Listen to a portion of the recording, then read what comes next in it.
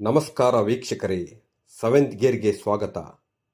ಭಾರತೀಯ ಬಾಹ್ಯಾಕಾಶ ಸಂಶೋಧನಾ ಸಂಸ್ಥೆ ಇಸ್ರೋ ಮತ್ತೊಂದು ವಿನೂತನ ಸಾಧನೆಯೊಂದಿಗೆ ವಿಶ್ವದ ಗಮನ ಸೆಳೆದಿದೆ. ಅಂತರಿಕ್ಷದಲ್ಲಿ ಹಲಸಂದೆ ಬೀಜದ ಮೊಳಕೆ ಮೂಡಿಸಿ ಜೀವಾಂಕುರ ಮಾಡುವಲ್ಲಿ ಇಸ್ರೋ ಯಶಸ್ವಿಯಾಗಿದೆ.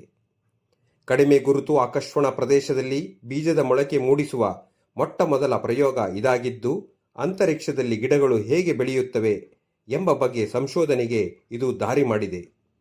ಡಿಸೆಂಬರ್ 30ರಂದು ಉಡಾವಣೆಗೊಂಡ PSLV-60 ರಾಕೆಟ್ನಲ್ಲಿ ಅಳವಡಿಸಿದ್ದ ಒಂದು ಉಪಕರಣದಲ್ಲಿ 4 ದಿನಗಳಲ್ಲಿ ಹಲಸಂದೆ ಬೀಜವು ಮೊಳಕೆ ಒಡೆದು ಚಿಗುರು ಬಂದಿದೆ ಎಂದು ಇಸ್ರೋ ಘೋಷಿಸಿದೆ.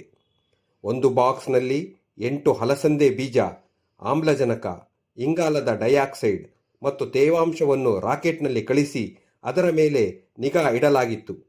ಅಂತರಿಕ್ಷದಲ್ಲಿ ಗಿಡಗಳ ಬೆಳವಣಿಗೆಯ ಮೇಲೆ ಅಧ್ಯಯನ ನಡೆಸುವ ಕ್ರಾಪ್ಸ್ ಪ್ರಯೋಗದ ಭಾಗವಾಗಿ ಇಸ್ರೋ ಈ ಬೀಜಗಳನ್ನು ಅಂತರಿಕ್ಷಕ್ಕೆ ಕಳುಹಿಸಿತ್ತು. ಬಾಹ್ಯಾಕಾಶದಲ್ಲಿ ತನ್ನದೇ ಆದ ಸ್ವಂತ ಸ್ಪೇಸ್ ಸ್ಟೇಷನ್ ಹೊಂದಿರುವ ಮಹಾ ಇಚ್ಛೆಯೊಂದಿಗೆ ಮುಂದಡಿ ಇಟ್ಟಿರುವ ಇಸ್ರೋಗೆ ಇದು ಪ್ರಮುಖ ಹೆಜ್ಜೆ.